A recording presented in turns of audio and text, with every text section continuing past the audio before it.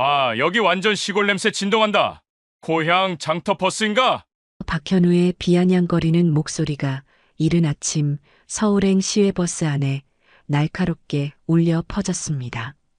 35세의 현우는 말끔한 네이비 정장에 반짝이는 가죽 구두를 신고 휴대폰을 손에 든 채 앞좌석에 당당히 자리 잡고 있었죠. 새벽 5시 반, 아직 어둠이 완전히 걷히지 않은 이른 아침이었지만 현우의 목소리만은 또렷하고 거만했습니다. 반면 버스 뒤편에서는 72살의 김종수와 69살의 아내 이분이가 조용히 자리를 찾고 있었습니다. 종수의 낡은 작업복에는 군데군데 흙이 묻어 있었고 해진 모자는 오랜 세월의 흔적을 고스란히 담고 있었죠. 분이 역시 수수한 한복 저고리에 편한 운동화를 신고 작은 보자기 하나만을 소중히 품고 있었습니다. 두 사람의 모습은 도시의 화려함과는 거리가 멀어 보였지만 그 눈빛만은 누구보다 맑고 따뜻했습니다. 하지만 현우의 눈에는 그저 촌스럽고 초라한 시골 노인들로만 보일 뿐이었죠. 현우는 일부러 목소리를 크게 내며 휴대폰 너머 누군가와 통화를 시작했습니다. 야, 나 지금 시외버스 타고 있는데 말이야. 진짜 별의별 사람들이 다 타네. 버스 안 승객들의 시선이 하나둘 현우에게 집중되기 시작했습니다. 종수와 분이는 서로 눈빛을 교환하며 조용히 뒷좌석에 앉았습니다. 40년 넘게 함께 살아온 부부의 마음은 말하지 않아도 통했죠. 분이는 남편의 거친 손을 살며시 잡으며 작은 한숨을 내쉬었습니다. 이런 상황이 처음은 아니었으니까요. 버스가 천천히 터미널을 빠져나가기 시작했습니다. 대부분의 승객들은 졸음에 겨워 눈을 감고 있었지만 현우만은 여전히 큰 소리로 떠들어댔습니다. 아니, 요즘도 이런 데서 농사 짓고 사는 사람들이 있나? 진짜 신기하다, 신기해. 현우의 말에 몇몇 승객들이 피식 웃음을 터뜨렸습니다. 그 웃음소리가 종수와 분이의 귀에 따갑게 들려왔죠. 분이는 창밖을 바라보며 마음속으로 깊이 숨을 들이켰습니다. 40년 전 처음 시골로 내려갔을 때도 이런 시선들을 받았던 기억이 났습니다. 당시 갓 결혼한 젊은 부부였던 종수와 분이는 도시 생활을 접고 고향으로 돌아갔었죠. 주변 사람들은 모두 말렸습니다. 왜 좋은 직장 다 그만두고 시골로 가냐며 걱정했었죠. 하지만 두 사람에게는 더 큰 꿈이 있었습니다. 어려운 이웃들을 도우며 함께 살아가고 싶다는 그 소박하지만 숭고한 꿈 말입니다. 그렇게 시작된 것이 바로 온정의 집이었죠. 처음에는 동네 할머니 몇 분께 따뜻한 식사 한 끼 대접하는 것부터 시작했습니다. 하지만 세월이 흐르면서 그 규모는 점점 커져갔죠. 지금은 하루 세 끼 200명이 넘는 사람들에게 무료로 식사를 제공하고 있습니다. 노숙자분들부터 홀로 사시는 어르신들, 경제적으로 어려운 가정의 아이들까지 누구든 배고픈 사람이면 언제나 문을 열어두고 있었죠. 그 모든 것이 종수와 분이 두 사람의 정성과 희생으로 이루어진 일이었습니다. 하지만 현우는 그런 사정을 알 리 없었습니다. 그저 낡은 옷차림과 시골 사투리로 판단할 뿐이었죠. 현우는 창문 쪽으로 몸을 기울이며 다시 한번 큰 소리로 말했습니다. 진짜 버스 안 공기가 뭔가 다르지 않아? 뭔 냄새가 이상해. 이번엔 노골적으로 종수와 분이를 흘끔거리며 하는 말이었습니다. 몇몇 승객들이 그 시선을 따라 노부부를 바라보기 시작했죠. 분이는 자신도 모르게 옷깃을 여미며 몸을 움츠렸습니다. 종수는 아내의 어깨를 살짝 두드리며 무언의 위로를 건넸습니다. 40년간 함께 살아오며 서로가 서로에게 가장 큰 힘이 되어왔던 부부였죠. 버스 기사인 최영길은 백미러로 이 모든 상황을 지켜보고 있었습니다. 58세의 영길은 이미 20년 넘게 이 노선을 운행해 왔죠. 온갖 승객들을 태우고 다니면서 이런 상황들을 수없이 봐왔습니다. 하지만 영길은 별다른 행동을 취하지 않았습니다. 괜히 나섰다가 더 큰 문제가 생길 수도 있고 어차피 몇 시간 후면 모두 내릴 텐데 굳이 끼어들 필요가 있을까 하는 생각이었죠. 그저 운전에만 집중하며 모른 척했습니다. 이것이 영길의 처세술이었고 지금까지 별 탈 없이 지내온 방법이었습니다. 무사한 일주이였지만 그것이 영길이 선택한 삶의 방식이었죠. 현우는 여전히 휴대폰 통화를 이어가고 있었습니다. 아니야, 진짜 웃기다니까. 이런 할아버지, 할머니들이 서울에 뭐 볼 일이 있을까? 구경이나 하러 가는 건가? 그 말에 전화 너머에서도 웃음소리가 들려왔고 현우는 더욱 신이 나서 계속 떠들어댔습니다. 요즘 젊은 사람들도 취업하기 어려운데 저런 분들은 뭐하고 사실까? 농사만 지으시나? 현우의 말 한마디 한마디가 종수와 분이의 마음에 깊은 상처를 남겼습니다. 하지만 두 사람은 여전히 조용했습니다. 화를 내거나 대꾸하는 대신 그저 서로의 존재로 위안을 삼았죠. 분이는 종수의 손을 더욱 꽉 잡으며 창밖을 바라보았습니다. 해가 떠오르면서 차창밖 풍경이 점점 선명해지고 있었습니다. 시골의 논밭들이 서서히 아파트와 빌딩들로 바뀌어가고 있었죠. 종수는 그 풍경을 보며 문득 40년 전을 떠올렸습니다. 처음 도시를 떠나 고향으로 내려갔을 때의 그 설렘과 두려움을 말이죠. 그때도 주변의 시선들이 따가웠지만 두 사람은 굳은 의지로 버텨냈습니다. 온정의 집을 처음 시작할 때 동네 사람들조차 의심의 눈초리를 보냈었죠. 젊은 사람들이 갑자기 와서 공짜로 밥을 준다고? 뭔가 속셈이 있는 거 아니야? 하지만 시간이 흐르면서 모든 의심은 감사로 바뀌었습니다. 40년이라는 긴 세월 동안 두 사람은 한 번도 약속을 어긴 적이 없었습니다. 비가 오나 눈이 오나 아프거나 힘들거나 상관없이 매일 따뜻한 식사를 준비했죠. 그 정성과 일관성이 사람들의 마음을 움직였고 지금의 온정의 집을 만들어낸 것입니다. 현우는 그런 사연을 전혀 모른 채 여전히 겉모습으로만 판단하고 있었습니다. 버스는 이제 고속도로에 완전히 진입했습니다. 속도가 붙으면서 차창 밖 풍경들이 빠르게 스쳐 지나갔죠.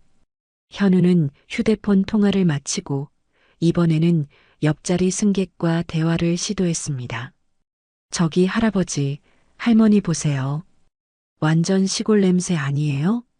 옆자리 승객은 어색한 웃음을 지으며 고개를 끄덕였습니다. 현우의 말에 동조하지는 않았지만 그렇다고 반박하지도 않았죠. 이런 반응이 현우에게는 동조로 느껴졌고 더욱 기세가 올랐습니다. 진짜 요즘 세상에도 저런 분들이 계시네요. 신기해요, 정말. 종수와 분이는 그 모든 말들을 듣고 있었습니다. 가슴이 답답하고 서러웠지만 화내지 않았습니다. 40년간 세상의 다양한 사람들을 만나오며 깨달은 것이 있었기 때문이죠. 현우 같은 사람도 언젠가는 다른 누군가의 도움이 필요한 순간이 올 거라고 믿었습니다. 분이는 보자기 안에 든 작은 도시락을 살펴보았습니다. 온정의 집에서 매일 먹는 그 소박한 반찬들이 정성스럽게 담겨 있었죠. 김치, 나물, 작은 계란말이 한 조각. 화려하지도 비싸지도 않았지만 정성만큼은 누구에게도 지지 않는 음식들이었습니다. 현우는 여전히 주변 사람들과 수군거리며 노부부를 흘끔거렸습니다. 하지만 종수와 분이는 그런 시선들을 견뎌내는데 익숙해져 있었죠. 40년간 묵묵히 남을 도우며 살아온 사람들의 단단함이 있었습니다. 그들에게 중요한 것은 다른 사람의 시선이 아니라 자신들이 해온 일에 대한 확신이었습니다. 버스가 첫 번째 휴게소에 도착했을 때 현우의 오만함은 더욱 노골적으로 드러나기 시작했습니다. 승객들이 하나둘 자리에서 일어나 통로로 나오기 시작했죠. 현우는 가장 먼저 일어나 큰 소리로 하품을 하며 팔을 쭉 뻗었습니다. 아, 답답해. 좀 바람 쐬고 와야겠다. 종수와 분이는 다른 승객들이 모두 내린 후에야 천천히 자리에서 일어났습니다. 종수의 허리가 조금 아픈지 분이가 살며시 부축해 주었죠. 40년간 고된 농사일과 급식소 일을 하며 몸 곳곳에 쌓인 피로였습니다. 하지만 두 사람의 표정에는 여전히 온화함이 가득했습니다. 휴게소 화장실 앞에서 줄을 서고 있을 때였습니다. 현우가 뒤에서 성큼성큼 걸어와서는 노부부 앞으로 슬쩍 끼어들었죠. 아, 죄송해요. 급해서요. 전혀 미안해하지 않는 말투였습니다. 분이가 조용히 말했습니다. 젊은 양반, 줄은 서는 게 맞지 않을까요? 현우는 고개를 돌려 분이를 쳐다보며 코웃음을 쳤습니다. 할머니, 저 회사 다니는 사람이에요. 시간이 소중하거든요. 그 말에 주변 사람들이 웅성거리기 시작했습니다. 몇몇은 현우의 편을 들며 그래, 젊은 사람이 급하겠지라고 맞장구 쳤죠. 하지만 더 많은 사람들은 불편한 표정을 지었습니다. 너무 노골적인 무례함이었기 때문입니다. 종수는 아내의 어깨를 살짝 두드리며 속삭였습니다. 그냥 두자. 급한 모양이네. 분이는 남편의 말에 고개를 끄덕였지만 마음속으로는 씁쓸함을 감출 수 없었습니다. 이런 상황을 마주할 때마다 느끼는 그 묘한 서러움이었죠. 커피 자판기 앞에서도 비슷한 일이 벌어졌습니다. 현우는 종수가 1,000원짜리 동전들을 하나씩 넣고 있는 모습을 보더니 혀를 찼습니다. 아, 답답해. 카드로 하시면 안 돼요? 시간이 얼마나 걸려? 종수는 당황한 표정으로 분이를 바라보았습니다. 분이가 작은 목소리로 말했습니다. 우리 카드 사용법을 잘 몰라서요. 현우는 그 말을 듣고 크게 웃었습니다. 아, 진짜 요즘 세상에 카드도 못 쓰세요? 완전 구세대네. 주변에 있던 젊은 커플이 킥킥거리며 웃었습니다. 현우는 그 반응에 더욱 기세가 올라 계속 말을 이어갔죠. 할아버지, 할머니, 이런 데 오면 괜히 어색해서 벌벌 떨잖아요. 시골에만 계시지. 분이의 얼굴이 붉어졌습니다. 하지만 화가 나서가 아니라 부끄러움 때문이었죠. 정말로 이런 곳이 어색하고 낯설었기 때문입니다. 40년간 시골에서만 살아온 두 사람에게 도시의 편의시설들은 여전히 어려웠습니다. 현우의 말이 전혀 틀리지 않았다는 것이 더욱 서러웠죠. 종수는 동전 넣기를 포기하고 조용히 자리를 비켜주었습니다. 젊은 양반이 먼저 하시오. 현우는 당연하다는 듯 앞으로 나서서 카드를 터치했습니다. 이렇게 하는 거예요, 할아버지. 간단하죠? 그 순간 분이는 문득 온정의 집에서 만났던 한 젊은이를 떠올렸습니다. 대학을 졸업했지만 취업이 안 되어 절망에 빠져 있던 청년이었죠. 매일 급식소에 와서 무료 식사를 받아가던 그 청년이 어느 날 눈물을 흘리며 말했었습니다. 할머니, 저도 언젠가는 할머니처럼 남을 도울 수 있는 사람이 될 수 있을까요? 그때 분이가 대답했던 말이 생각났습니다. 물론이지. 지금 어려워도 포기하지 말거라. 사람은 누구나 다른 사람에게 도움이 될 수 있어. 지금 앞에 서 있는 현우도 언젠가는 누군가의 도움이 필요할 것이고, 그때가 되면 지금의 이 경험을 통해 더 나은 사람이 될 수 있을 거라고 믿었습니다. 현우는 커피를 뽑아 들고는 다시 한번 노부부를 훑어보았습니다. 진짜 시골 냄새가 여기까지 나네. 좀 씻고 다니시면 안 될까요? 이번에는 너무 노골적인 모욕이었습니다. 주변 사람들도 이제는 불편한 기색을 숨기지 않았죠. 한 중년 여성이 현우를 나무라기 시작했습니다. 젊은 사람이 어른들한테 너무 심하게 말하는 거 아니에요? 하지만 현우는 전혀 개의치 않았습니다. 아줌마, 제가 뭘 잘못했나요? 사실을 말한 건데요. 분이는 더 이상 참을 수 없어 입을 열었습니다. 젊은 양반, 그런 말은 좀 삼가면 안 되겠어요? 목소리는 작았지만 단호함이 담겨 있었습니다. 40년간 어려운 사람들을 보듬어온 사람의 품격이 느껴졌죠. 현우는 그 말을 듣고 비웃듯 웃었습니다. 아줌마, 내가 돈 내고 탄 버스에 냄새 난다는데 그게 잘못이야? 완전히 궤변이었지만 현우는 자신이 옳다고 생각했습니다. 자신이 더 젊고 더 잘 입고 더 많은 돈을 벌고 있다는 것이 모든 것을 정당화해 준다고 여겼죠. 종수는 아내의 손을 잡으며 조용히 말했습니다. 그만하자. 그냥 가자. 하지만 분이의 마음속에는 깊은 상처가 새겨지고 있었습니다. 40년간 묵묵히 남을 도우며 살아온 자신들이 이런 대우를 받는다는 것이 너무나 서러웠습니다. 휴게소에서 벌어진 이 일을 본 다른 승객들의 반응은 다양했습니다. 몇몇은 현우의 행동이 너무 심하다고 생각했지만 직접 나서지는 않았죠.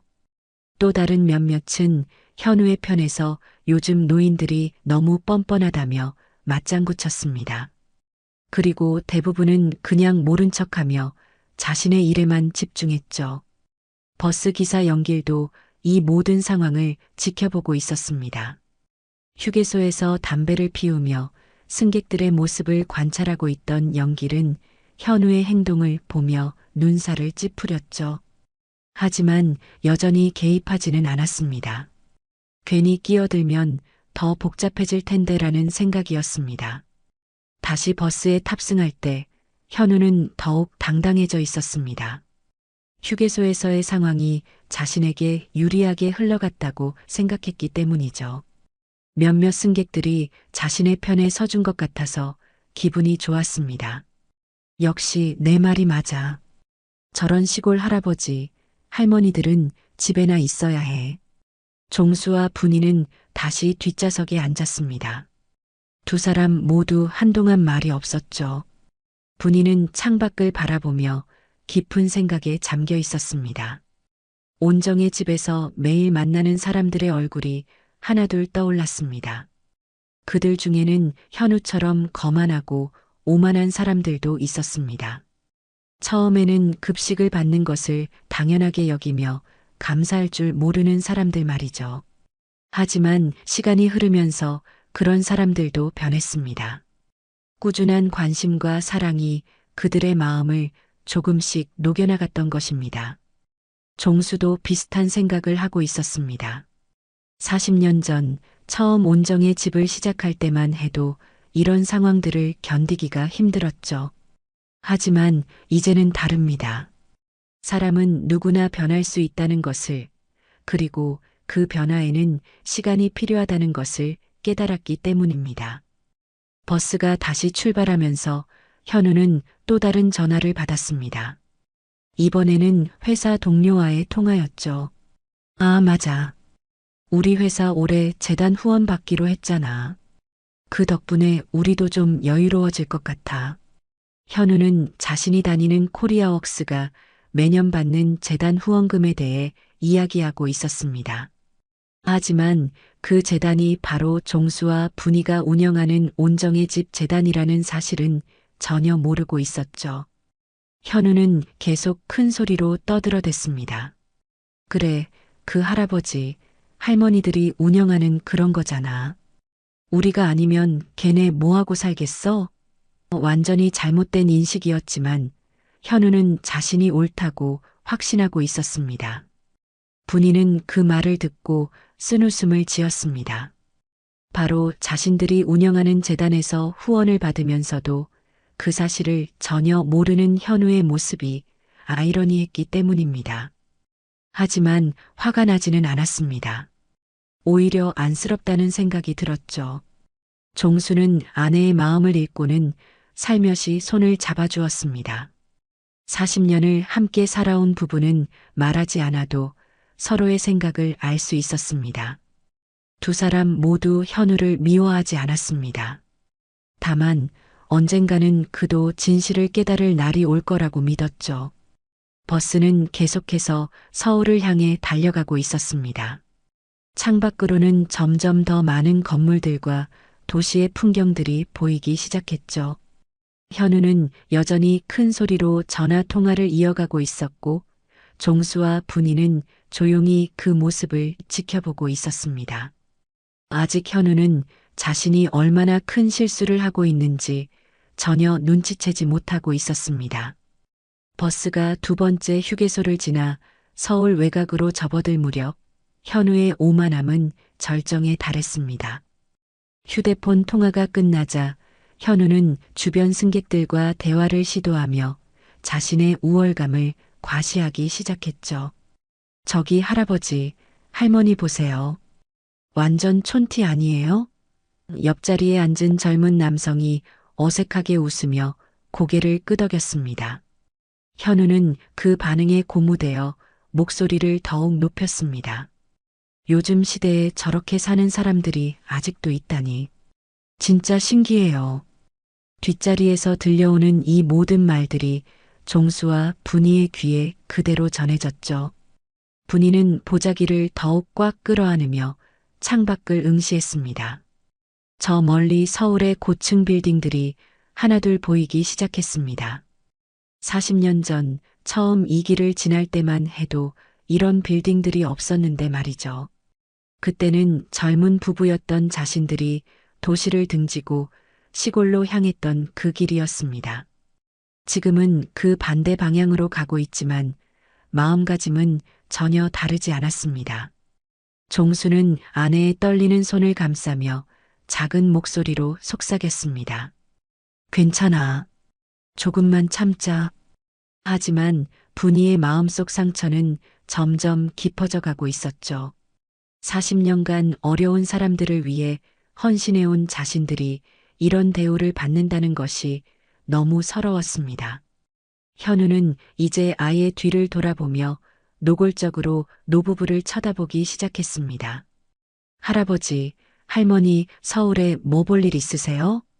갑작스러운 질문에 종수가 당황하며 대답했습니다. 그냥 볼 일이 좀 있어서. 볼 일이요? 몸 볼 일이 있을까요? 병원이라도 가세요?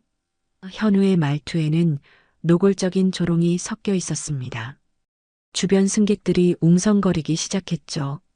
어떤 이는 현우의 무례함에 눈살을 찌푸렸지만 또 어떤 이는 재미있다는 듯 웃고 있었습니다. 분이가 참다 못해 입을 열었습니다. 젊은 양반, 우리가 뭘 잘못했다고 그렇게 말씀하시나요? 목소리는 떨리고 있었지만 그 속에는 40년간 쌓아온 품격이 담겨 있었습니다. 현우는 그 말을 듣고 크게 웃었죠. 잘못했다고요? 아니죠. 그냥 어울리지 않는다는 거예요. 현우는 자신의 말끔한 정장을 내려다보며 계속 말했습니다. 저는 대기업 다니는 과장이거든요. 이런 버스에 저런 분들과 함께 타는 것 자체가 좀 완전히 터무니없는 우월의식이었지만 현우는 진심이었습니다. 종수는 깊게 숨을 들이쉬며 마음을 가라앉혔습니다. 온정의 집에서 40년간 만난 수많은 사람들 중에는 현우 같은 유형도 많았죠. 처음에는 거만하고 오만했지만 시간이 흐르면서 조금씩 변해가는 사람들이었습니다. 현우도 언젠가는 그런 변화를 겪을 거라고 믿었습니다. 하지만 분이는 달랐습니다. 이미 마음에 깊은 상처가 새겨져 있었죠. 특히 현우가 어울리지 않는다고 말했을 때 가슴이 무너지는 것 같았습니다. 정말로 자신들이 이 사회에 어울리지 않는 존재인 걸까요? 할머니, 울고 있어요? 현우가 분이의 눈가에 맺힌 눈물을 보고 비꼬듯 말했습니다. 아, 제가 너무 솔직했나요? 죄송해요. 근데 사실이잖아요. 전혀 미안해하지 않는 말투였습니다. 버스 기사 영길은 룸미러로 이 상황을 지켜보며 마음이 불편했습니다. 하지만 여전히 개입하지 않았죠. 내가 뭐라고 끼어들어. 괜히 문제만 커질 텐데. 이것이 영길이 지금까지 살아온 방식이었습니다. 현우는 이제 완전히 흥이 올랐습니다. 다른 승객들의 시선이 자신에게 집중되는 것이 기분 좋았죠. 할아버지, 할머니 서울 가서 뭐 하실 건데요? 구경이라도 하실 거예요? 종수는 대답하지 않았지만 현우는 계속 떠들어댔습니다. 아, 맞다. 요즘 시골 할아버지, 할머니들이 서울 구경 많이 온다더라고요. 근데 너무 티내지 마세요. 창피해요. 이번에는 정말 도를 넘은 말이었습니다. 몇몇 승객들이 현우를 향해 따가운 시선을 보냈지만 현우는 전혀 신경 쓰지 않았죠. 분위는 더 이상 참을 수 없었습니다. 40년간 참고 또 참아왔지만 이번만은 달랐습니다. 젊은 양반, 그런 식으로 말하는 게 옳은 일인가요? 목소리에는 분노보다는 깊은 실망이 담겨 있었습니다. 현우는 그 말을 듣고 비웃으며 대답했습니다. 할머니, 저 예의 바르게 말하고 있잖아요. 그냥 사실을 말한 건데요. 그리고는 주변 승객들을 둘러보며 말했습니다. 여러분도 그렇게 생각하시죠? 제가 뭘 잘못했나요? 몇몇 승객들이 어색하게 웃으며 고개를 끄덕였습니다. 현우는 그 반응에 더욱 기세가 올라 계속 말을 이어갔죠. 요즘 노인분들이 너무 뻔뻔해요. 자기들이 어디 있는지도 모르고 완전히 선을 넘은 발언이었습니다. 이때 한 중년 남성이 현우에게 소리쳤습니다. 야, 너 너무 심하게 말하는 거 아니야? 하지만 현우는 전혀 개의치 않았습니다. 아저씨, 제가 뭘 잘못했나요? 그냥 현실을 말한 건데요. 종수는 아내의 어깨를 감싸며 속삭였습니다. 분이야, 참자. 조금만 더 참으면 돼. 하지만 분이의 눈에서는 이미 눈물이 흘러내리고 있었습니다. 40년간 쌓아온 모든 자존심이 무너지는 것 같았죠. 현우는 분이의 눈물을 보고도 전혀 미안해하지 않았습니다. 오히려 더욱 신이 나서 말을 계속했죠. 할머니, 울지 마세요. 제가 나쁜 말 한 거 아니거든요. 그리고는 다른 승객들을 향해 말했습니다. 진짜 요즘 노인들은 멘탈이 약해요. 버스 안의 분위기는 점점 험악해져 갔습니다. 현우를 지지하는 사람들과 비판하는 사람들로 나뉘어 웅성거렸죠. 하지만 현우는 자신이 옳다고 확신하며 계속 도발적인 발언을 이어갔습니다. 저런 분들은 시골에만 계셔야 해요. 서울은 너무 복잡해서 적응 못하실 텐데. 종수는 더 이상 참을 수 없어 자리에서 일어났습니다. 72살의 나이에도 여전히 꼿꼿한 어깨였죠. 젊은 사람, 그 정도면 됐소. 조용하지만 단호한 목소리였습니다. 현우는 종수를 올려다보며 비웃었습니다. 할아버지, 뭐라고요? 제가 뭔 말을 했다고요? 그리고는 더욱 큰 소리로 말했습니다. 아, 화났나요? 그럼 시골로 돌아가세요. 여긴 할아버지들이 올 곳이 아니에요. 그 순간 분위가 조용히 일어났습니다. 40년간 온정의 집에서 수많은 사람들을 품어온 그 따뜻한 마음이 드디어 한계에 다다른 것이었죠. 젊은 양반, 우리가 당신에게 무슨 잘못을 했나요? 목소리는 떨리고 있었지만 그 속에는 깊은 품격이 담겨 있었습니다. 현우는 그 질문에 대답 대신 비꼬듯 웃었습니다. 잘못이요? 아니죠. 그냥 어울리지 않는다고 했잖아요. 그리고는 마지막으로 결정타를 날렸습니다. 서울에서는 촌사람 티 좀 숨기고 다녀요. 구경거리 되니까. 그 말이 떨어지자 버스 안이 조용해졌습니다. 너무 충격적인 발언이어서 아무도 즉시 반응하지 못했죠. 분이는 그 자리에 멈춰 선 채 현우를 바라보았습니다. 40년간 받아본 모욕 중에서도 가장 깊은 상처를 주는 말이었습니다.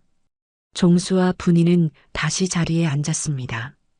두 사람 모두 한동안 말이 없었죠. 현우의 마지막 말이 가슴 깊이 박혀서 쉽게 빠지지 않았습니다. 하지만 그들은 여전히 현우를 미워하지 않았습니다. 다만 이런 상황이 언제까지 계속될지 막막할 뿐이었죠. 서울까지는 아직 1시간 넘게 남아 있었고 현우는 여전히 자신의 행동이 정당하다고 생각하고 있었습니다. 버스는 계속해서 목적지를 향해 달려가고 있었고 아무도 이 뒤에 어떤 반전이 기다리고 있는지 알지 못했습니다. 서울 도착을 1시간여 앞두고 현우는 또 다른 전화를 받았습니다. 이번에는 회사 상사로부터 걸려온 중요한 통화였죠. 네, 부장님. 네, 알겠습니다. 현우의 목소리가 갑자기 공손해졌습니다. 전화 너머로 들려오는 내용은 다음과 같았습니다. 내일 오후에 중요한 재단 관계자들과 미팅이 있다는 것이었죠. 코리아웍스가 매년 받아오던 후원금 지원 여부가 결정되는 자리였습니다. 현우는 그 자리에 참석해서 보고를 받아야 한다는 지시를 받았습니다. 네, 부장님. 제가 직접 나가서 확인해 보겠습니다. 걱정 마세요. 현우는 자신감 넘치는 목소리로 대답했습니다. 매년 받아오던 후원금이니까 올해도 당연히 받을 수 있을 거라고 생각했죠. 우리 회사 정도면 재단에서도 우대해 줄 거예요. 전화를 끊고 나서 현우는 더욱 우쭐해졌습니다. 회사에서 중요한 일을 맡겨준다는 사실이 자신의 능력을 인정받은 것 같아서 기분이 좋았죠. 그리고는 다시 큰 소리로 떠들어대기 시작했습니다. 아, 맞다. 우리 회사 올해도 재단에서 지원금 받기로 했어요. 주변 승객들이 관심 있게 쳐다보자 현우는 더욱 신이 났습니다. 온정의 집이라고 아세요? 거기서 매년 우리 회사에 후원금 주거든요. 현우는 마치 자신이 대단한 일을 하는 것처럼 자랑스럽게 말했습니다. 뭐, 우리 같은 우수한 회사가 아니면 누가 받겠어요? 그 순간 분이의 눈이 커졌습니다. 온정의 집이라는 말을 듣는 순간 심장이 빨리 뛰기 시작했죠. 바로 자신과 남편이 40년간 운영해온 그 온정의 집이었습니다. 종수 역시 현우의 말을 듣고 깜짝 놀랐습니다. 하지만 두 사람은 아무 말도 하지 않았습니다. 현우가 계속 무슨 말을 하는지 들어보고 싶었기 때문이죠. 그리고 현우는 정말로 놀라운 말들을 계속 쏟아냈습니다. 그 할아버지, 할머니들이 운영하는 급식소 있잖아요. 우리가 아니면 걔네 뭐하고 살겠어요? 완전히 잘못된 인식이었습니다. 온정의 집은 기업들에게 후원금을 주는 것이 아니라 기업들로부터 후원금을 받아서 운영되는 곳이었죠. 하지만 현우는 그 사실을 전혀 모르고 있었습니다.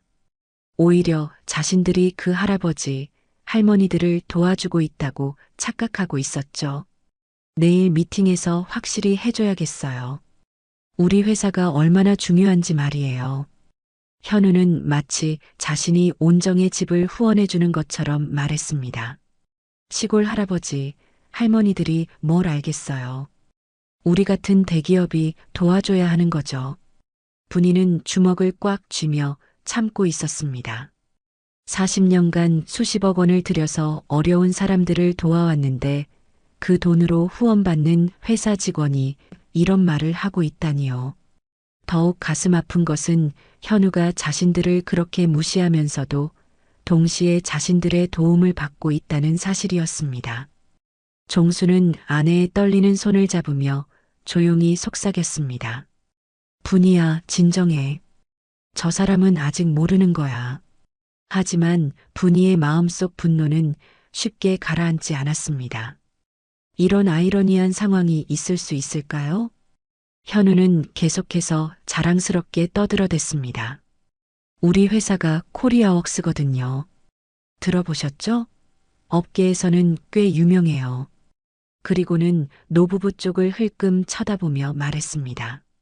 할아버지, 할머니는 이런 회사 이름도 모르시겠지만 정말 모욕적인 말이었습니다. 바로 그 할아버지, 할머니가 현우의 회사에 매년 수억 원의 후원금을 지원해주고 있다는 사실도 모른 채 말이죠. 분이는 더 이상 참을 수 없어 입을 열었습니다. 젊은 양반, 그 온정의 집이 어떤 곳인지 정확히 아세요? 현우는 분이의 질문에 코웃음을 쳤습니다. 할머니가 그런 걸 왜 물어봐요? 모르실 텐데. 그리고는 마치 가르쳐 주는 것처럼 말했습니다. 시골에서 할아버지, 할머니들이 공짜로 밥 해주는 곳이에요. 우리 같은 회사들이 도와주는 거죠. 완전히 반대였습니다. 온정의 집이 기업들을 도와주는 것이 아니라 기업들이 온정의 집을 후원하는 것이었죠. 하지만 현우는 그 사실을 전혀 모르고 있었습니다. 오히려 자신이 대단한 일을 하고 있다고 생각하고 있었습니다. 내일 가서 확실히 해줘야겠어요. 우리 회사가 없으면 그 할아버지, 할머니들 어떻게 살겠어요? 현우의 착각은 계속되었습니다. 종수는 그 모든 말을 듣고 있었지만 여전히 화를 내지 않았습니다. 오히려 안쓰럽다는 생각이 들었죠. 현우가 얼마나 큰 착각을 하고 있는지, 그리고 내일 미팅에서 얼마나 당황할지가 뻔히 보였기 때문입니다. 하지만 그것도 현우가 겪어야 할 과정이라고 생각했습니다. 분위는 달랐습니다. 현우의 말 한마디 한마디가 가슴에 깊이 박혔습니다. 40년간 묵묵히 남을 도우며 살아왔는데 그 도움을 받는 사람이 이런 식으로 생각하고 있다니요. 정말 우리가 하는 일이 의미 있는 건가? 라는 의문이 들기 시작했습니다. 현우는 여전히 신이 나서 떠들어대고 있었습니다. 아, 그리고 내일 재단 사무국장도 온다고 하더라고요. 정미라인가? 여자분이래요. 정미라는 바로 온정의 집 재단의 사무국장이었습니다. 종수와 분이와 함께 40년간 온정의 집을 꾸려온 믿을 만한 동반자였죠. 그분이 우리 회사 지원건을 결정하는 거래요. 당연히 승인해 주겠지만 현우는 전혀 의심하지 않고 있었습니다. 매년 받아오던 후원금이니까 올해도 당연히 받을 수 있을 거라고 확신했죠. 하지만 이번에는 상황이 달랐습니다. 분이는 마음속으로 정미라에게 연락하고 싶었습니다. 현우의 회사가 어떤 곳인지, 그리고 현우가 어떤 사람인지 알려주고 싶었죠. 하지만 아직은 참기로 했습니다. 내일 미팅에서 모든 것이 밝혀질 테니까요. 현우는 마지막으로 한마디 더 던졌습니다. 정말 신기해요. 시골 할아버지, 할머니들도 이런 걸 운영할 수 있다니. 완전히 무시하는 말투였습니다. 우리 같은 전문가들이 도와주니까 가능한 거겠지만, 그 말을 듣는 순간 분이는 더 이상 참을 수 없었습니다. 하지만 종수가 아내의 손을 꽉 잡으며 말렸습니다. 조금만 더 참자. 내일이면 모든 게 밝혀질 거야. 종수의 목소리에는 묘한 확신이 담겨 있었습니다. 버스는 이제 서울 시내로 완전히 진입했습니다. 고층 빌딩들이 창밖으로 스쳐 지나가고 있었죠. 현우는 그 빌딩들을 보며 더욱 우쭐해했습니다. 역시 서울이야. 이런 곳에서 일해야 사람 구실을 하는 거지. 그리고는 다시 노부부를 흘끔 쳐다보며 말했습니다. 할아버지, 할머니, 구경 잘하세요. 이런 곳은 처음 보시죠? 정말 끝까지 무례한 말이었습니다. 하지만 현우는 자신이 친절하게 말해주고 있다고 생각했습니다. 종수와 분이는 서로 눈빛을 교환했습니다. 내일 현우가 얼마나 놀랄지 벌써 궁금해지기 시작했죠. 하지만 동시에 마음이 무거웠습니다. 이런 식으로 진실이 밝혀지는 것이 과연 옳은 일일까요? 버스 기사 영길은 여전히 이 모든 상황을 지켜보고만 있었습니다. 곧 터미널에 도착할 테니까 더 이상 신경 쓸 필요가 없다고 생각했죠. 하지만 마음 한편으로는 찜찜함이 남아 있었습니다. 저 젊은 사람, 너무 심하게 말하는 거 아닌가? 현우는 여전히 자신만만했습니다. 내일 미팅에서 자신의 능력을 보여줄 수 있을 거라고 확신했죠. 온정의 집 재단 관계자들에게 자신의 회사가 얼마나 중요한지 설명해 줄 생각이었습니다. 하지만 그는 자신이 얼마나 큰 실수를 하고 있는지 전혀 알지 못했습니다. 며칠 후 코리아웍스 본사 12층 회의실에는 긴장감이 감돌고 있었습니다. 현우는 평소보다 더욱 말끔하게 차려입고 회의실 문 앞에서 대기하고 있었죠.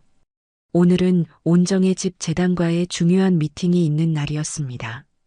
매년 받아오던 후원금 지원 여부가 결정되는 자리였습니다. 현우의 상사인 김 부장이 다가와서 말했습니다.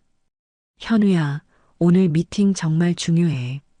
우리 회사 예산에 큰 영향을 미치니까 실수하지 마. 현우는 자신만만하게 대답했습니다. 걱정 마세요, 부장님. 매년 받아오던 거잖아요. 올해도 당연히 받을 수 있을 거예요. 회의실 문이 열리고 정미라 사무국장이 들어왔습니다. 42살의 정미라는 온정의 집에서 15년간 일해온 베테랑이었죠. 종수와 분이 부부의 뜻을 가장 잘 아는 사람 중 한 명이었습니다. 안녕하세요. 온정의 집 재단 사무국장 정미라입니다. 현우는 정중하게 인사했습니다. 안녕하세요. 코리아웍스 영업팀 과장 박현우입니다. 하지만 마음속으로는 상당히 우월감을 느끼고 있었죠. 시골 급식소 사무국장이니까 별거 아닐 거야. 정미라가 말했습니다. 오늘은 재단 설립자분들이 직접 오셔서 설명을 들으시겠다고 하셨어요. 현우는 별로 신경 쓰지 않는다는 듯 대답했습니다. 아, 그 할아버지, 할머니 말씀이시죠? 괜찮습니다. 이해시켜 드릴 수 있어요. 그때 회의실 문이 다시 열렸습니다. 들어온 사람들을 보는 순간 현우의 얼굴이 하얗게 질렸습니다. 며칠 전 버스에서 자신이 그토록 무시하고 모욕했던 바로 그 노부부였기 때문입니다. 김종수와 이분이가 조용히 회의실로 들어오고 있었습니다. 현우는 눈을 비비며 다시 봤습니다. 분명히 착각일 거라고 생각했기 때문이죠. 하지만 아무리 봐도 그 할아버지, 할머니가 맞았습니다. 버스에서 자신이 촌사람 티 좀 숨기고 다니라고 말했던 바로 그분들이었습니다. 정미라가 소개했습니다. 이분들이 온정의 집을 40년간 운영해 오신 김종수, 이분이 설립자님이십니다. 현우의 머리가 하얗게 변했습니다. 자신이 그토록 무시했던 사람들이 바로 온정의 집 설립자라니요. 김 부장도 깜짝 놀라며 정중하게 인사했습니다. 아, 안녕하세요. 평소 저희 회사가 많은 도움을 받고 있습니다. 하지만 현우는 입이 떨어지지 않았습니다. 며칠 전 버스에서의 일들이 주마등처럼 스쳐 지나갔기 때문입니다. 종수와 분이는 현우를 보며 조용히 미소를 지었습니다. 하지만 그 미소 속에는 복잡한 감정이 섞여 있었죠. 분이가 먼저 입을 열었습니다. 안녕하세요. 코리아웍스에서 오셨군요. 현우는 여전히 말을 하지 못하고 있었습니다. 자신이 저지른 일의 심각성을 깨닫기 시작했기 때문이죠. 김 부장이 현우의 이상한 반응을 눈치채고 말했습니다. 현우야, 인사해. 뭐하고 있어? 그제야 현우가 겨우 입을 열었습니다. 안녕하세요. 목소리가 떨리고 있었습니다.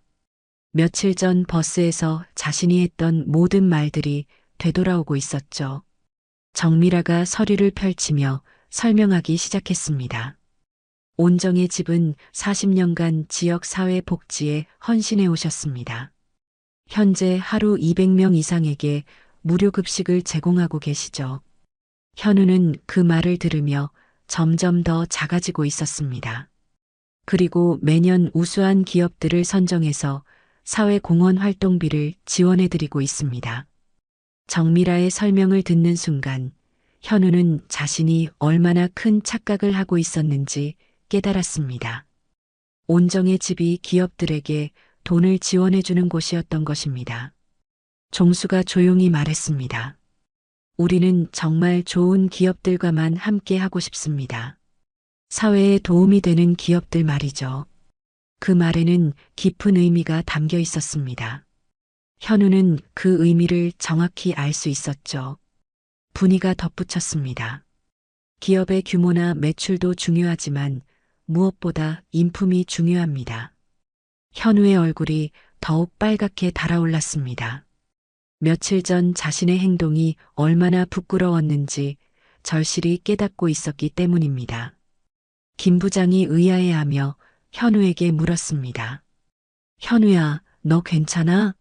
얼굴이 이상하네. 현우는 대답할 수 없었습니다. 지금 이 상황을 어떻게 설명해야 할지 몰랐기 때문이죠. 정미라가 계속 설명했습니다. 올해 지원 대상 기업을 선정하면서 각 기업의 사회적 책임과 윤리의식을 중점적으로 검토했습니다. 그 말을 듣는 순간 현우의 심장이 쿵쾅거렸습니다. 자신의 행동이 발각된 걸까요? 종수가 현우를 바라보며 말했습니다. 젊은 양반, 우리 어디서 만났던 것 같은데요? 완전히 알고 있다는 것을 암시하는 말이었습니다. 현우는 이제 완전히 당황했습니다. 아, 그게 혹시... 현우는 말을 제대로 잇지 못했습니다. 김 부장이 더욱 의아해하며 물었습니다. 뭐야, 너희 아는 사이야? 분이가 조용히 웃으며 말했습니다. 며칠 전에 버스에서 잠깐 뵈었어요. 그리고는 현우를 바라보며 덧붙였습니다. 그때 참 인상 깊었습니다. 현우는 이제 땀이 뻘뻘 흐르고 있었습니다. 자신이 저지른 일이 들통날 것 같아서 두려웠기 때문이죠. 하지만 종수와 분이는 구체적으로 무엇을 말하지 않았습니다. 현우가 스스로 깨닫기를 기다리고 있는 것 같았습니다. 정미라가 마지막으로 말했습니다. 그래서 올해부터는 지원 기준을 좀 더 까다롭게 적용하기로 했습니다. 단순히 회사 규모가 아니라 구성원들의 인성까지 고려하겠습니다. 현우는 그 말을 듣고 절망했습니다. 김 부장이 당황하며 물었습니다. 그럼 저희 회사는 어떻게 되는 건가요? 종수가 천천히 대답했습니다. 아직 최종 결정을 내리지는 않았습니다. 좀 더 신중하게 검토해 보겠습니다. 현우는 이제 모든 것을 깨달았습니다. 며칠 전 버스에서 자신이 얼마나 큰 실수를 했는지 말이죠. 자신이 무시하고 모욕했던 그 할아버지, 할머니가 바로 자신의 운명을 좌우할 수 있는 분들이었던 것입니다. 그리고 그 사실을 알았을 때는 이미 너무 늦었습니다. 회의실의 분위기는 점점 무거워졌습니다. 현우는 사과하고 싶었지만 어떻게 시작해야 할지 몰랐습니다. 김 부장은 상황을 파악하지 못한 채 당황하고 있었죠. 종수와 분이는 여전히 온화한 표정을 유지하고 있었지만 그 눈빛에는 실망이 가득했습니다. 회의실의 침묵이 길어지는 가운데 김 부장이 불안한 마음으로 입을 열었습니다. 혹시 저희 회사에 무슨 문제가 있는 건가요? 정미라는 서류를 넘기며 차분하게 대답했습니다. 문제라기보다는 저희가 추구하는 가치와 맞는지 다시 한번 검토가 필요할 것 같습니다. 현우는 의자에 앉은 채로도 다리가 덜덜 떨리고 있었습니다. 며칠 전 버스에서의 모든 장면이 생생하게 떠올랐기 때문이죠. 아, 여기 완전 시골 냄새 진동한다고 말했던 자신의 목소리가 귓가에 맴돌았습니다. 서울에서는 촌사람 티 좀 숨기고 다녀요라고 했던 그 모욕적인 말까지도 말입니다. 분이가 조용히 현우를 바라보며 말했습니다. 젊은 양반, 그때 버스에서 우리한테 하신 말씀 기억하시나요? 마침내 직접적인 언급이 나왔습니다. 현우의 얼굴이 창백해졌고 김 부장은 더욱 당황한 표정을 지었습니다. 무슨 말씀이신지. 현우가 간신히 입을 열었지만 목소리가 제대로 나오지 않았습니다. 종수가 차분하게 말했습니다. 젊은 사람, 거짓말은 하지 말게. 우리가 다 기억하고 있어. 김 부장이 현우를 향해 급하게 물었습니다. 현우야, 대체 무슨 일이야? 설명해봐. 하지만 현우는 대답할 수 없었습니다. 자신이 저지른 일을 어떻게 상사 앞에서 설명할 수 있을까요? 정미라가 서류를 정리하며 말했습니다. 사실 며칠 전부터 이 건에 대해 설립자님들과 상의를 했습니다. 그리고는 현우를 바라보며 계속했습니다. 버스에서 있었던 일에 대해서 상세하게 들었거든요. 현우는 이제 완전히 절망했습니다. 자신의 모든 행동이 들통났다는 것을 깨달았기 때문이죠. 김 부장이 다급하게 물었습니다. 정확히 무슨 일이 있었는지 말씀해 주실 수 있나요? 분이가 깊은 숨을 쉬고 차분하게 말하기 시작했습니다. 며칠 전 서울행 버스에서 저희와 함께 탔던 젊은 분이 계셨어요. 현우는 고개를 숙인 채 듣고 있었습니다. 처음부터 끝까지 저희를 무시하고 모욕하셨죠. 김 부장의 얼굴이 점점 어두워졌습니다. 시골 냄새가 난다고, 어울리지 않는다고, 창피하다고 하셨어요. 분이의 목소리에는 여전히 그때의 상처가 남아 있었습니다. 그리고 마지막에는 분이가 잠시 말을 멈췄습니다. 그 순간을 떠올리는 것만으로도 가슴이 아팠기 때문이죠. 종수가 아내를 대신해서 말했습니다. 촌사람 티 좀 숨기고 다니라고 구경거리가 된다고 하더군요. 김 부장이 현우를 향해 소리쳤습니다. 박현우, 정말이야? 정말로 그런 말을 했어? 현우는 여전히 고개를 들지 못했습니다. 부인할 수도 없고 인정하기도 어려운 상황이었죠. 정미라가 차분하게 말했습니다. 더 심각한 것은 그 과정에서 온정의 집에 대해서도 완전히 잘못된 인식을 보여주셨다는 점입니다. 현우는 그제야 고개를 들었습니다. 저희가 기업들에게 돈을 받아서 운영한다고 생각하고 계시더라고요.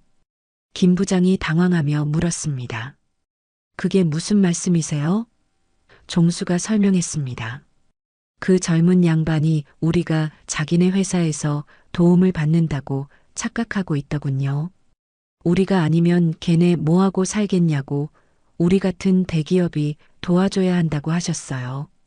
분이의 말에 김 부장의 얼굴이 붉어졌습니다. 온정의 집이 기업들을 후원해주는 곳이라는 사실을 모를 리 없었기 때문입니다. 현우는 이제 모든 것이 끝났다고 생각했습니다. 자신의 무지와 오만함이 회사에까지 피해를 주게 된 것입니다. 김 부장이 현우에게 호통을 쳤습니다. 너 지금 우리 회사를 망치려고 작정했어? 하지만 종수가 조용히 손을 들어 제지했습니다. 부장님, 진정하세요. 화내실 일은 아닙니다. 그 말에 김 부장이 잠깐 멈췄습니다. 종수의 눈빛에는 여전히 온화함이 담겨 있었기 때문입니다. 분이가 말했습니다. 사실 저희도 고민이 많았습니다. 이런 일로 회사 전체에 피해를 줘야 하나 싶어서요. 그 말에 김 부장이 안도의 숨을 쉬었습니다. 혹시 아직 희망이 있는 건 아닐까요? 정미라가 서류를 다시 펼치며 말했습니다. 하지만 저희가 추구하는 가치를 생각하면 이런 인식을 가진 분들과는 함께하기 어려울 것 같습니다. 현우의 심장이 쿵쾅거렸습니다. 정말로 모든 것이 끝나는 걸까요? 그때 종수가 입을 열었습니다. 젊은이, 고개 들어보게. 현우가 천천히 고개를 들었습니다. 종수의 눈에는 화가 아닌 안타까움이 담겨 있었습니다. 자네가 한 말들이 우리한테 상처를 준 건 사실이야. 현우는 그 말을 듣고 가슴이 찔렸습니다. 하지만 우리는 자네를 미워하지 않아. 김 부장이 놀란 표정으로 종수를 바라봤습니다. 이런 상황에서도 화를 내지 않는다는 것이 믿기지 않았기 때문입니다. 분이도 고개를 끄덕이며 말했습니다. 사람은 누구나 실수를 하죠. 중요한 건 그 실수를 통해 배우는 거예요. 현우는 그제야 눈물이 날 것 같았습니다. 자신이 그토록 무시하고 모욕했던 분들이 이렇게 따뜻하게 대해주다니요. 죄송합니다. 정말, 정말 죄송합니다. 현우가 간신히 말을 꺼냈습니다. 하지만 사과만으로는 부족했습니다. 정미라가 차분하게 말했습니다. 사과는 받겠습니다. 하지만 저희 재단의 가치와는 맞지 않는 것 같습니다. 그리고는 최종 통보를 했습니다. 코리아웍스에 대한 금년도 지원은 어려울 것 같습니다. 김 부장의 얼굴이 하얗게 질렸습니다. 이 후원금은 회사 운영에 큰 영향을 미치는 중요한 자금이었기 때문입니다. 현우는 자신이 저지른 일의 심각성을 뼈저리게 깨달았습니다. 개인적인 실수가 회사 전체에 피해를 준 것입니다. 종수가 마지막으로 말했습니다. 젊은이, 이번 일을 통해 많은 것을 배웠으면 좋겠어. 그 말에는 진심 어린 걱정이 담겨 있었습니다. 다른 사람을 함부로 판단하지 말고 겸손한 마음을 가지게. 분이도 덧붙였습니다.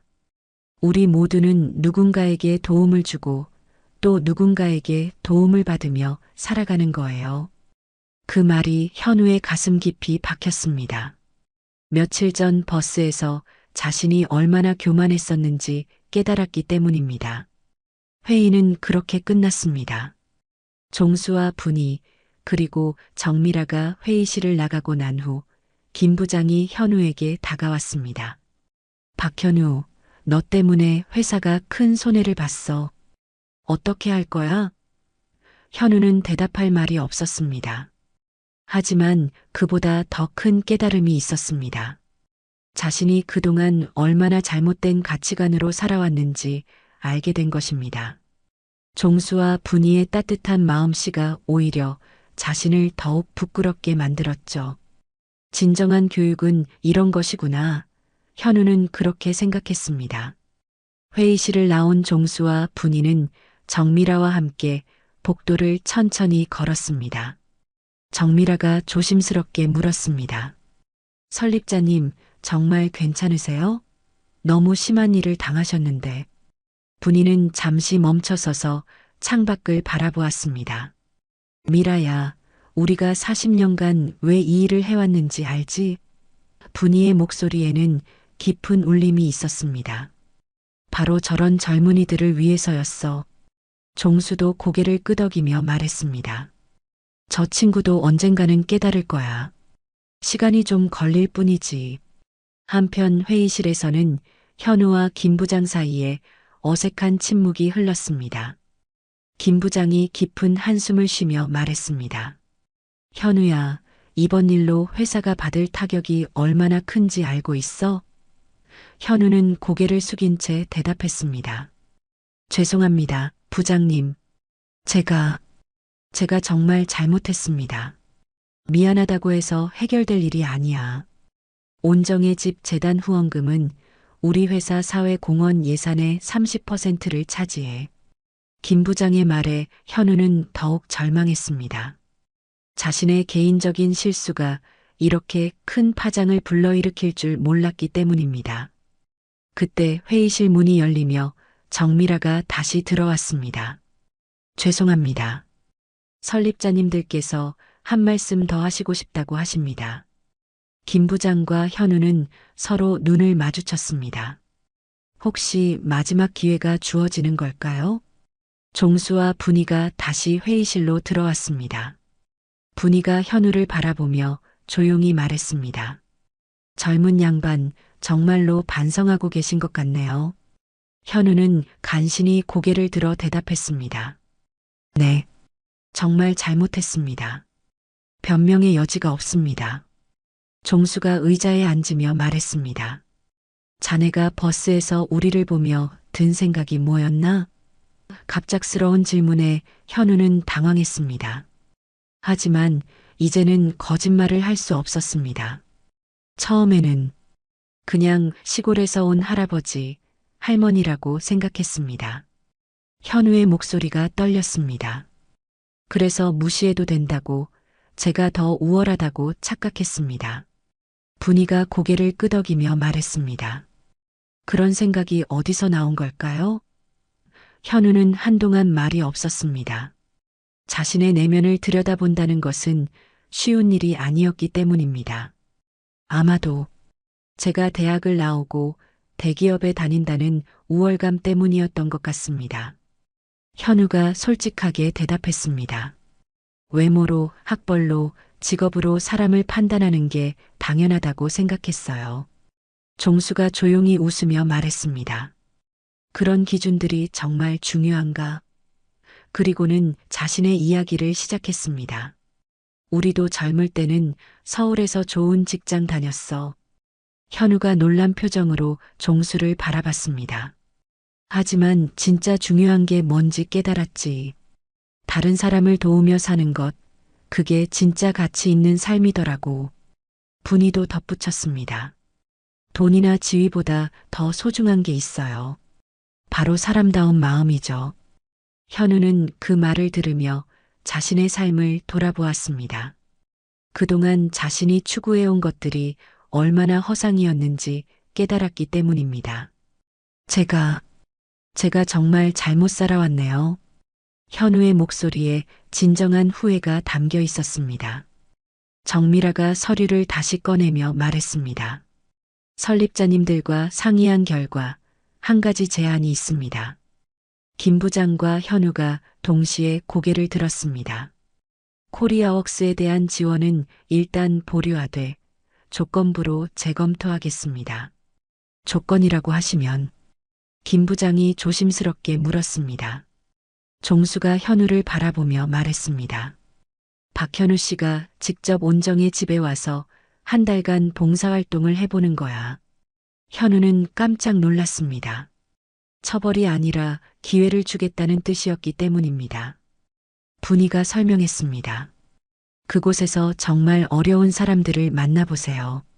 그들의 이야기를 들어보고요. 그리고 나서 진정으로 변했다고 판단되면 그때 다시 지원을 재개하겠습니다.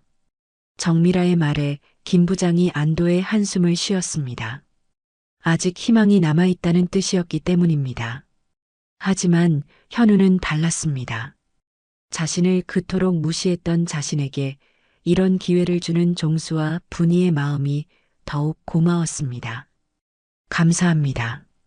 정말 감사합니다. 현우의 눈에 눈물이 맺혔습니다. 종수가 일어서며 말했습니다. 젊은이, 이번이 진짜 마지막 기회야. 놓치지 말게. 분이도 덧붙였습니다. 봉사활동을 하면서 진정한 겸손함을 배우세요. 그게 가장 중요해요. 회의가 끝나고 모두가 나간 후 현우는 혼자 회의실에 남아 있었습니다. 창밖을 바라보며 지난 며칠간의 일들을 되돌아보았죠. 자신이 얼마나 교만하고 무례했는지, 그리고 종수와 분이가 얼마나 관대한지 깨달았습니다. 김 부장이 다시 들어와서 말했습니다. 현우야, 정말 다행이다. 하지만 이번에는 정말 실수하면 안 돼. 현우는 고개를 끄덕이며 대답했습니다. 네, 부장님. 꼭 성공해서 돌아오겠습니다. 하지만 현우의 마음속에는 성공보다 더 중요한 것이 있었습니다. 바로 진정한 사람이 되고 싶다는 간절한 바람이었죠. 종수와 분이 같은 사람이 되고 싶었습니다.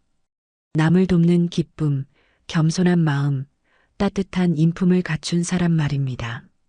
며칠 후 현우는 온정의 집으로 향하는 기차에 몸을 맡겼습니다.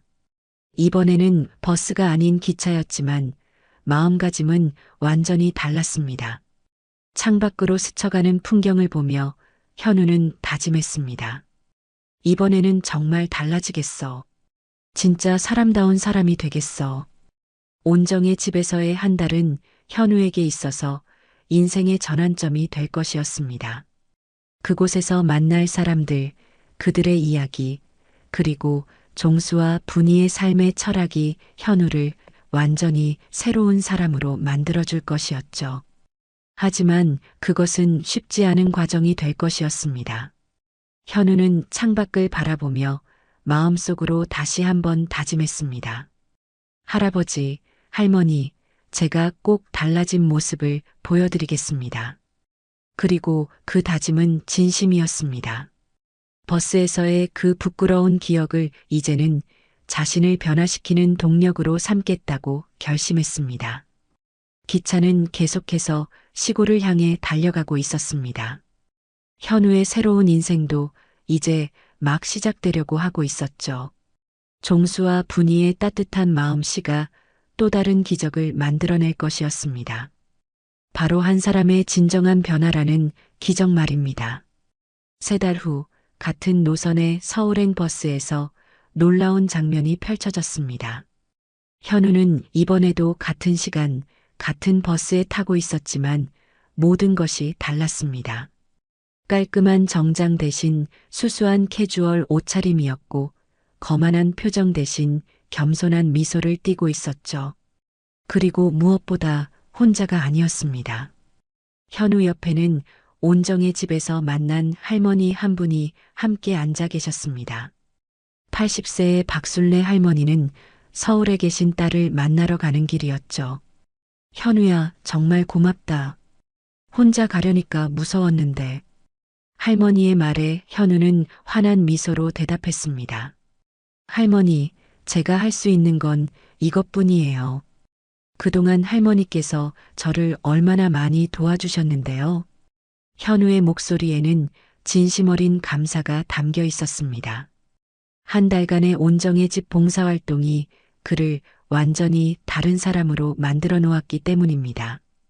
버스 기사 최영길은 백미러로 현우를 보며 고개를 갸우뚱했습니다. 저 젊은이. 몇 달 전에 본 것 같은데? 하지만 전혀 다른 모습이어서 확신할 수 없었죠. 예전의 거만하고 오만한 모습은 온데간데 없이 사라져 있었습니다. 현우는 할머니의 짐을 선반에 올려드리며 말했습니다. 할머니, 편하게 주무세요. 서울 도착하면 깨워드릴게요. 그리고는 자신의 외투를 벗어서 할머니께 덮어드렸습니다. 예전에 종수와 분이에게 했던 행동과는 정반대였죠. 온정의 집에서 보낸 한 달은 현우에게 인생 최대의 깨달음을 주었습니다. 처음 일주일은 정말 힘들었습니다. 아침 5시에 일어나서 200명분의 아침 식사를 준비하는 일부터 시작해서 설거지, 청소, 장보기까지 모든 일이 낯설고 어려웠죠. 하지만 진짜 변화는 그곳에서 만난 사람들을 통해서 일어났습니다. 노숙자였던 김철수 할아버지는 대학 교수 출신이었고 홀로 사는 이영자 할머니는 젊을 때 간호사로 수많은 생명을 구했던 분이셨습니다. 현우가 그동안 겉모습으로만 판단했던 모든 편견이 무너져 내렸습니다. 현우야, 잠깐 이리 와봐. 종수가 현우를 부르며 말했습니다. 이 할머니가 무슨 말씀을 하시는지 들어보거라. 85세의 최말순 할머니가 현우의 손을 잡으며 말씀하셨죠. 젊은이 고맙다. 내가 없었으면 혼자 밥 먹기 힘들었을 텐데. 그때 현우는 깨달았습니다. 진정한 가치는 남을 도울 때 느끼는 그 따뜻한 마음에 있다는 것을 말이죠. 대기업 과장이라는 직책보다 대학 졸업장보다 비싼 정장보다 훨씬 소중한 것이 바로 이것이었습니다. 버스 안에서 현우는 순례 할머니와 조용히 대화를 나누고 있었습니다. 할머니, 딸분이 많이 보고 싶으셨죠? 그럼 2년 만에 보는 거야. 딸이 바빠서 고향에 자주 못 와. 할머니의 말에 현우는 자신의 부모님 생각이 났습니다. 온정의 집에서 봉사하는 동안 현우는 부모님께도 처음으로 진심 어린 안부 전화를 드렸었습니다. 아들아, 내 목소리가 왜 이렇게 달라졌냐? 어머니의 말에 현우는 웃으며 대답했었죠. 엄마, 저 많이 변했어요. 좋은 쪽으로요. 이제 현우는 온정의 집에서 정식 봉사자로 활동하고 있었습니다. 코리아웍스는 결국 사직했습니다. 김 부장과 동료들은 처음에는 만류했지만 현우의 확고한 의지를 보고 결국 받아들였죠. 현우야, 정말 후회 안 할래? 후회요? 전혀요. 이제야 진짜 살아가는 기분이에요. 현우의 대답은 확신에 차 있었습니다. 온정의 집에서 하는 일이 힘들어도 그 속에서 느끼는 보람과 행복은 이전에 경험해보지 못한 것이었기 때문입니다. 버스가 첫 번째 휴게소에 도착했을 때 현우는 순례 할머니를 부축해서 내렸습니다. 할머니, 천천히 내리세요. 제가 짐 들어드릴게요. 그 모습을 본 다른 승객들이 따뜻한 시선으로 바라보았습니다. 저 젊은 사람 참 효자네. 화장실에서 나온 순례 할머니가 현우에게 말했습니다. 현우야, 내가 온정의 집에 온 게 정말 다행이야. 할아버지, 할머니가 얼마나 기뻐하시는지 몰라. 현우는 부끄러운 웃음을 지으며 대답했습니다. 제가 더 많이 배우고 있어요, 할머니. 커피숍에서 현우는 할머니 몫에 따뜻한 차를 주문했습니다.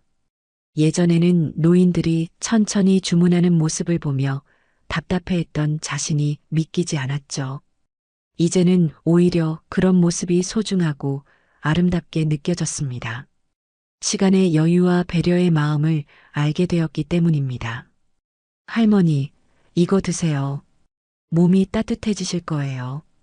현우가 차를 건네자 순례 할머니가 현우의 손을 꼭 잡았습니다.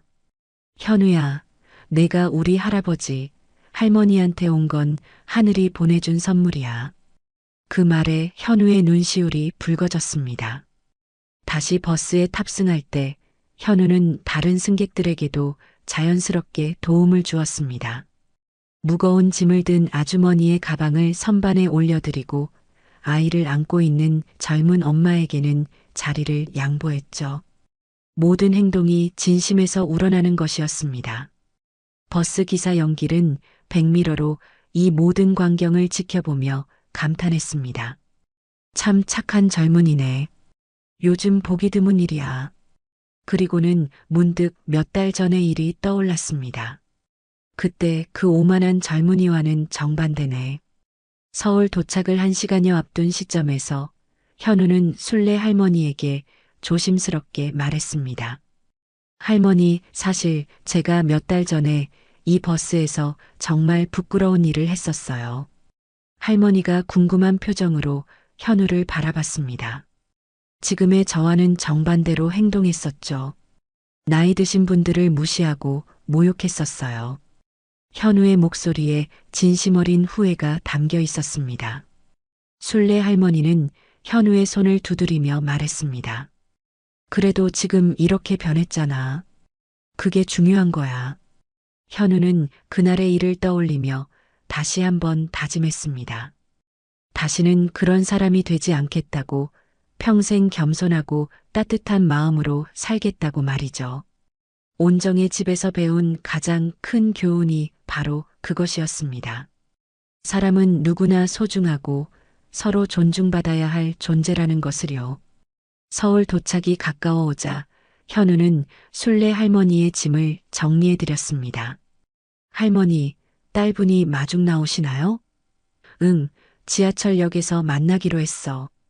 현우는 자연스럽게 제안했습니다. 제가 할머니를 지하철역까지 모셔다 드릴게요. 아니야, 현우야. 너도 바쁠 텐데. 하지만 현우는 고개를 저었습니다. 할머니 안전이 가장 중요해요. 제가 꼭 모셔다 드릴게요.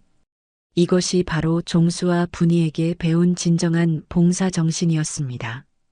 버스가 터미널에 도착했을 때 현우는 가장 마지막까지 남아서 할머니를 도와드렸습니다. 다른 승객들이 모두 내린 후에야 천천히 순례 할머니와 함께 버스에서 내렸죠. 버스 기사 연길이 현우에게 말했습니다.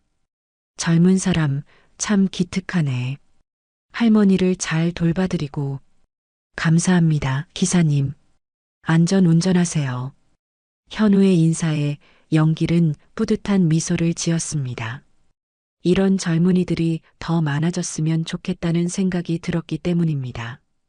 지하철역에서 순례 할머니의 딸과 만난 현우는 정중하게 인사를 드렸습니다. 어머니를 잘 모셔다 드렸습니다. 딸분이 오셔서 다행이에요. 딸분이 현우에게 깊이 고개를 숙이며 감사 인사를 했습니다. 정말 고맙습니다. 어떻게 보답을 해야 할지. 보답은요. 할머니가 건강하시면 그게 가장 큰 보답이에요. 현우의 말에 순례 할머니가 눈물을 글썽이며 말했습니다. 현우야, 정말 고마웠어. 온정의 집 할아버지, 할머니께 안부 전해줘. 네, 꼭 전하겠습니다, 할머니. 헤어지는 길에 현우는 다시 한번 깨달았습니다. 이런 작은 도움, 작은 친절이 얼마나 큰 행복을 가져다 주는지를요. 예전에 자신이 추구했던 성공이나 출세와는 비교할 수 없는 진정한 만족감이었습니다. 현우는 이제 다시 온정의 집으로 돌아가는 기차에 몸을 맡겼습니다. 창밖으로 스쳐가는 도시의 불빛들을 보며 그는 미소를 지었습니다. 종수와 분이 할아버지, 할머니가 기다리고 있을 것이고 내일 아침이면 또다시 200명의 사람들에게 따뜻한 식사를 준비해야 했습니다. 하지만 그 모든 것이 이제는 의무가 아닌 기쁨이었습니다. 현우는 창밖을 바라보며 마음속으로 다짐했습니다. 할아버지, 할머니, 제가 정말 많이 변했어요. 앞으로도 계속 이런 마음으로 살아가겠습니다. 그렇게 현우의 진정한 변화는 완성되었습니다. 버스에서 시작된 그 부끄러운 기억은 이제 그를 더욱 겸손하고 따뜻한 사람으로 만드는 소중한 교훈이 되었죠. 종수와 분이의 관용과 사랑이 만들어낸 또 하나의 기적이었습니다. 기차는 계속해서 시골을 향해 달려가고 있었습니다. 현우의 새로운 인생과 함께 온정의 집에서는 오늘도 누군가의 마음을 따뜻하게 데워줄 준비를 하고 있었죠. 진정한 교육과 변화가 무엇인지를 보여주는 아름다운 이야기였습니다.